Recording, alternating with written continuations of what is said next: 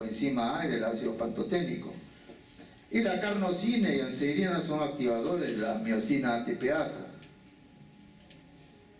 La histitina, este aminoácido en reacciones alérgicas se carboxila forma histamina, que es la responsable de las reacciones alérgicas en los seres humanos. Se ha utilizado para la síntesis de purina y se puede degradar en ácido urocánico, glutamato, etc. Forma ácido alfa-acetoglutánico o alfa-acetoglutarato, que es utilizado por el ciclo de Krebs. La cisteína con el ácido pantoténico forma la coenzima A, que ustedes han visto. Es utilizado para la síntesis de beta-mercaptoetanolamina y como producto final de transformación tenemos al piruvato, que alimenta el ciclo de Krebs. El aspartato es utilizado para la síntesis de purina, síntesis de pirimidinas. Por aminación se convierte en parragina, forma parte, interviene en el ciclo de la urea proporcionando un nitrógeno de esta urea. Por transaminación forma oxalacetato, que se incorpora al ciclo de Krebs.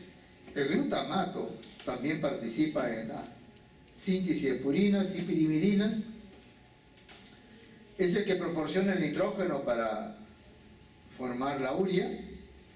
Por aminación de glutamina, por transaminación alfa-acetoglutarato, que se incorpora al ciclo de Krebs. Forma por descarbonación el ácido gamma-aminobutírico, que va a servir para sintetizar carnitina, y la carnitina es un compuesto que es utilizado por los diversos tejidos para transportar ácidos grasos al interior de la mitocondria. El producto final es succinato, que se incorpora al ciclo de Krebs. La lisina forma parte del tejido colágeno, y en el colágeno la lisina se hidroxila para formar hidroxilisina. En el colágeno, no como lisina libre.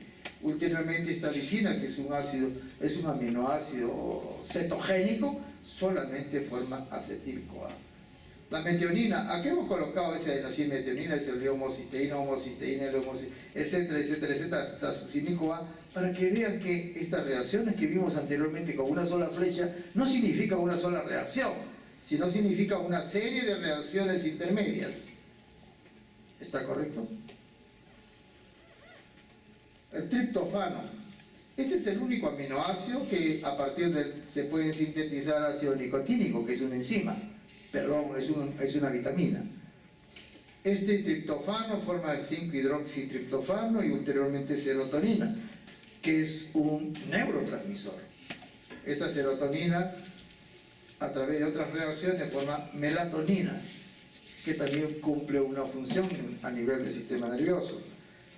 Este triptofano se convierte en acetil-CoA, que ulteriormente va a ser utilizado por el ciclo de Krebs y también como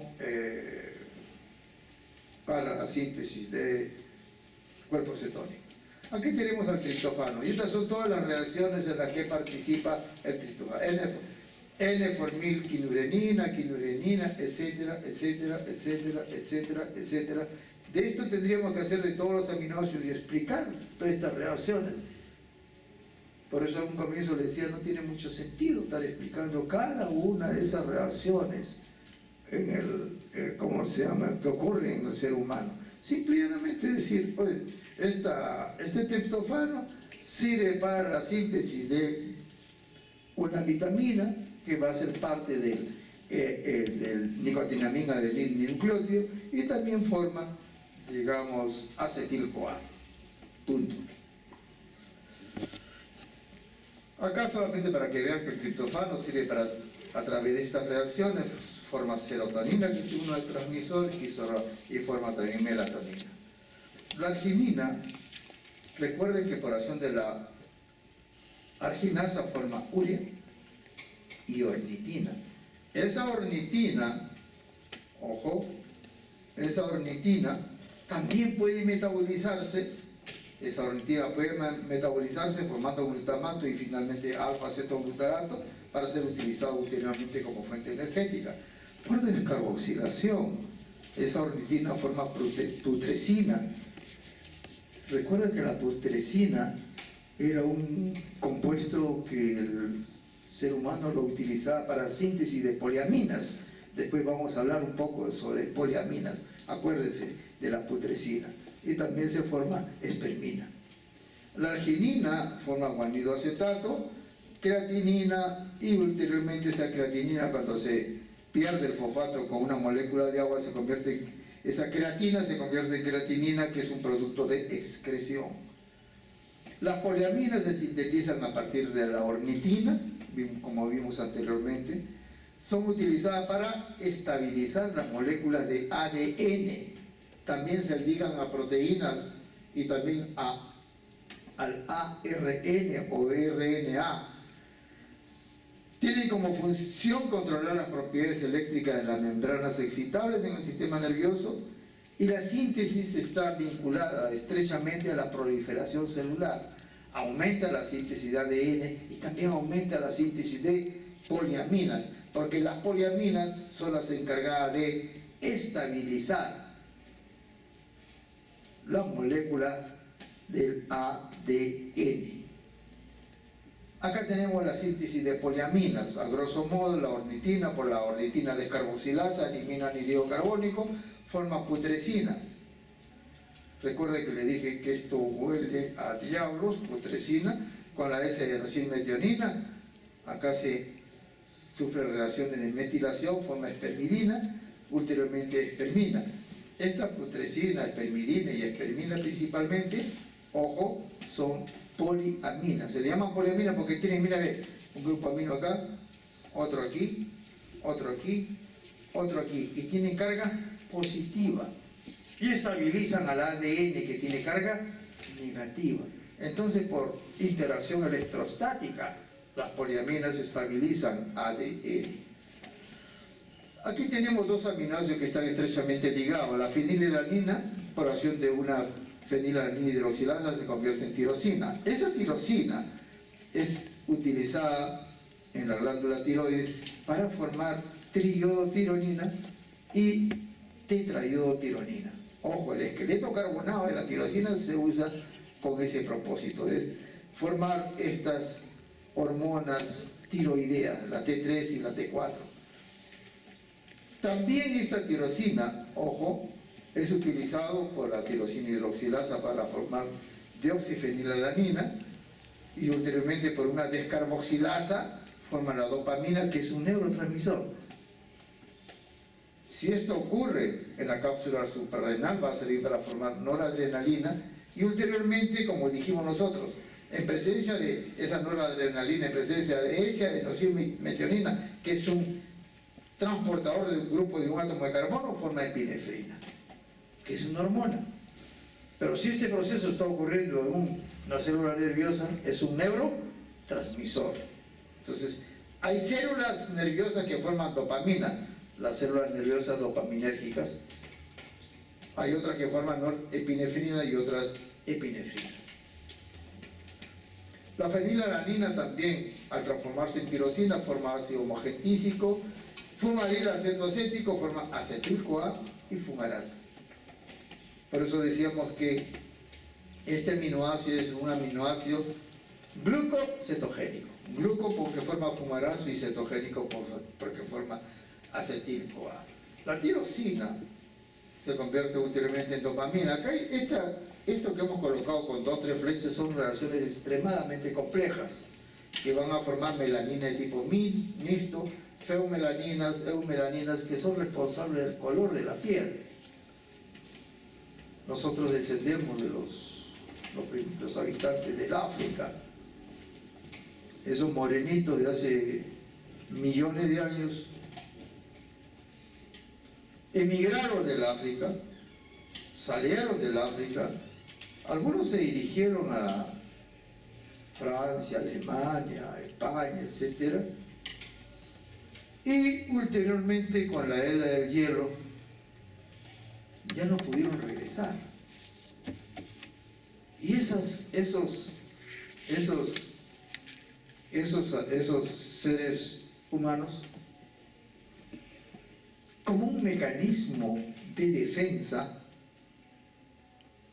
ya no sintetizaron muchas melaninas y empezaron a blanquearse.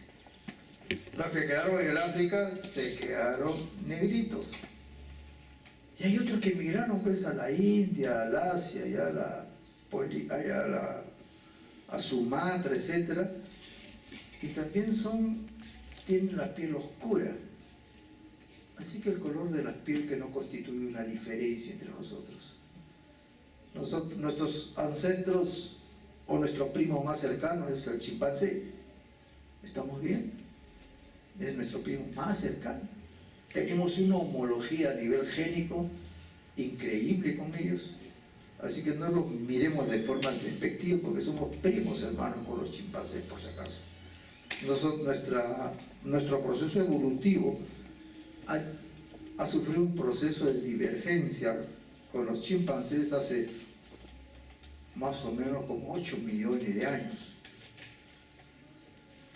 Y probablemente de ahí descendió lo que conocemos nosotros como Lucy, hace como cerca de 3 millones y medio de años. Y hay otro australopithecus que tiene alrededor de 4 millones de años. Bien, así que el color de la piel que no constituye ninguna diferencia, como hablan algunos de raza. En mi época se hablaba de la raza, había 5 razas en la Tierra. Hay una sola raza humana, puto. No hay otra raza. Bueno, estas son una serie de reacciones que lo muestro para que vean que aquellas en las cuales mostramos una sola flecha no significa una sola reacción, sino una diversidad de reacciones que no queremos. ¿Está bien? Una diversidad de reacciones, acá está la tirosina, dopa, dopamina, norepinefrina, epinefrina. Vamos a hablar de proteólisis endocelular y a diferenciarla de lo que es la proteólisis exocelular. En la primera clase hablábamos del proceso de digestión y absorción. Ahí actuaban varias enzimas a nivel gástrico y a nivel intestinal, tales como la pepsina, tripsina, quimotripsina, carboxil, etc. Esas enzimas actúan fuera de la célula y producen hidrólisis en las proteínas o proteasas o peptonas. Pero ahora vamos a hablar de lo que es la proteólisis, o sea, hidrólisis de proteínas dentro de la célula. La situación es la siguiente. Las proteínas cumplen diversas funciones, cada uno cumple una determinada función específica. Pero esas proteínas no son eternas, nada es eterno en este mundo, nada. Ni el universo es eterno. Todo forma parte de una transformación de diversa naturaleza. En el organismo existe un equilibrio entre lo que constituye la síntesis y degradación de las proteínas. La síntesis, afortunadamente, ocurre a través de una reacción de orden cero, lo cual significa de que es independiente de la concentración de proteínas. En cambio, el proceso de degradación ocurre a través de una reacción de primer orden, es decir, es dependiente de la concentración de proteínas. Y ese es uno de los mecanismos que permiten al ser humano poder sobrevivir después de 20, 30 o 40 días sin ingerir proteínas. El hecho de que durante 20, 30 o 40 días no ingeramos proteínas no significa que no eliminemos urea. De todas maneras vamos a eliminar urea. El ser humano más o menos puede sobrevivir, según lo que se vio hace como 40 años atrás, alrededor de 60 a 63 días sin ingerir alimentos. Pero se sigue excretando urea. ¿Por qué? Porque son las proteínas endógenas las que se están degradando, y como consecuencia de esa degradación se elimina urea, claro, en mucho menor cantidad, como un mecanismo de defensa, porque el proceso de degradación, ¿de qué depende? De la concentración de proteínas. Entonces, cuando el ser humano va disminuyendo su concentración de proteínas, el proceso de degradación se hace más lento, ¿ok? Menos concentración de proteínas. El recambio de proteínas, ¿qué es lo que permite? Eliminar las proteínas que ya no cumplen función biológica. Recuerden, pongámonos el caso, esto es una célula, y acá tenemos varias proteínas, diversas proteínas. Y hay también naturalmente diversas sustancias químicas que se producen como consecuencia del metabolismo. También hay minerales, hay calcio, hay sodio, hay potasio, etc. Esos minerales reaccionan con las proteínas. Los metabolitos que se forman en los procesos metabólicos también reaccionan con las proteínas. Entonces esas proteínas van a ser alteradas por los propios metabolitos que existen en la célula. Y como consecuencia de ello, ya no funcionan. En esas condiciones, entonces, es necesario eliminar esas proteínas que ya no funcionan. Entonces la célula dispone de mecanismos que le permiten eliminar esas proteínas. Ahora, estos mecanismos, ojo, no todos se conocen hasta hoy. Se ha avanzado bastante de la década del 60, en que uno empieza a leer los primeros procesos de degradación de proteínas, y naturalmente en aquella época uno percibió de que esto era extremadamente difícil de poder explicar en el futuro. Y así ha sido. Ahora se explica los procesos de eliminación de estas proteínas alteradas de una manera más precisa, pero aún así falta mucho por investigar. Todo lo que enseñamos aquí en bioquímica no significa que ya está estatuido y ya no hay nada que hacer. No, hay mucho que hacer. Mucho más que investigar que cuando yo aprendí bioquímica. En mi época parecía mucho más sencilla la bioquímica. Y en realidad era más sencilla la bioquímica. Pero en el transcurrir de los años se ha tornado mucho más compleja. Es decir, más difícil de poder entender una serie de mecanismos, una serie de procesos. Se ha diversificado, se ha incrementado tipos de transformaciones bioquímicas, se han descubierto nuevas transformaciones bioquímicas que en mi época prácticamente no se describían, no existían, ¿está correcto? Y no se avisoraban tampoco, es decir, no sabíamos que iban a existir en el futuro. Bien. Esa velocidad con que se degrada cada proteína depende de las proteínas. Cada proteína tiene una secuencia de aminoácidos que le es propia a esa proteína. Y alguna de ellas se degrada más rápidamente que otras. Y ahora vamos a ver cuál es la causa de todo ello. Esa velocidad de degradación se expresa en términos de vida media. ¿Qué significa una vida media? Es el tiempo por el cual, en el caso de las proteínas, una proteína disminuye el 50% de su concentración. Esa es una vida media. Por ejemplo, la vida media de una proteína, como por ejemplo la albúmina, es alrededor de 20 días. Eso significa que después de 20 días, esa albúmina solamente habrá 50%. Y después de 40 días, habrá 25%. Y después de 60 días, habrá 12.5%. ¿Estamos bien? Eso significa vida media. Eso lo han aprendido ustedes en química. Esa degradación la realizan proteasas que son específicas.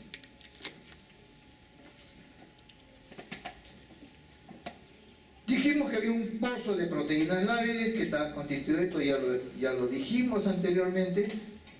Una dieta baja en proteínas nos permite mantener un equilibrio nitrogenado. ¿Estamos bien? Estas son las proteínas que permiten mantener, digamos, la glicemia en los primeros horas de ayuno. Dijimos que la eliminación de urea era dependiente de la ingesta proteica. La eliminación de creatinina era dependiente de actividad física. Y ahora la excreción de 3-metilhistidina proporciona una medida de la degradación de proteína muscular. Y esa excreción ocurre por la orina. Bien. ¿Qué sucede? Acá, proteína. Vamos a ver. Esta proteína se va a degradar formando, se va a hidrolizar formando aminoácidos. Por decir, alanina, fenilalanina, tirosina, serina, glicina, y acá vamos a suponer histidina. Muy bien. Estos aminoácidos existían en la proteína. Cuando la histidina estaba en la proteína, cuando el aminoácido histidina estaba en la proteína, esta histidina era metilada. Y se forma, ¿qué cosa? 3-metilhistidina. Entonces, cuando se degrada la proteína, se va a formar acá, se va a liberar, ¿qué cosa? 3-metilhistidina. Muy bien. Esta 3-metilhistidina ya no se reutiliza, se elimina por la orina, porque no hay ningún gen que codifique 3-metilhistidina. ¿Estamos bien? Entonces no es reutilizable. El resto de aminoácidos sí. Como consecuencia de ello, esa 3-metilhistidina se elimina por la